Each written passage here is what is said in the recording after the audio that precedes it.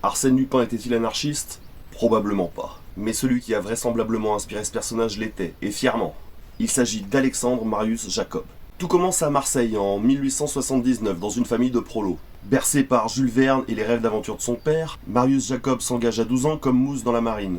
Ses voyages le mèneront à Sydney où il désertera et deviendra pirate. Mais il ne le restera pas longtemps car il refuse d'utiliser les méthodes cruelles qu'ils emploient.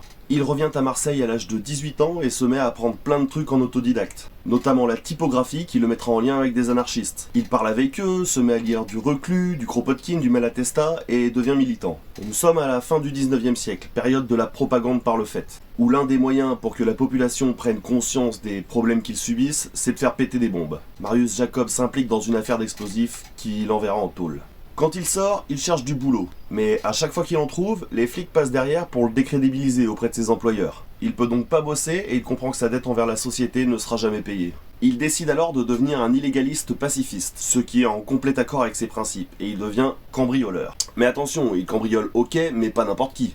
Uniquement les métiers qui défendent le système d'injustice de classe. Patrons, juges, militaires, religieux, jamais ceux qui ont un métier utile, comme les architectes, les médecins, les artistes ou les enseignants. Son premier coup est assez fameux puisqu'il se fait passer pour la police. Il serait à la recherche d'une montre volée et il va perquisitionner des pièces à conviction pour une valeur de 400 000 francs chez un commissionnaire qui tombera directement dans le panneau. Aucune violence. Ensuite, il ouvrira une quincaillerie, où il vendra tout un tas de coffres-forts, ce qui lui permettra d'étudier les serrures et le crochetage. Avec sa bande nommée les Travailleurs de la Nuit, il sera estimé être l'auteur d'entre 150 et 500 cambriolages. Il volera des fortunes, mais ne vivra pas une vie de luxe.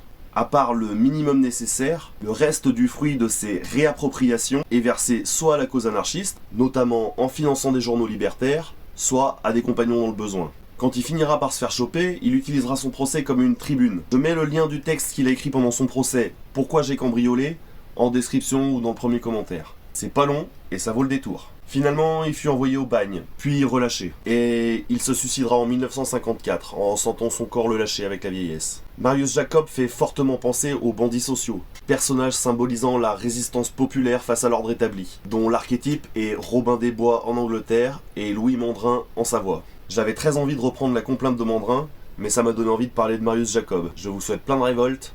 Allez, salut!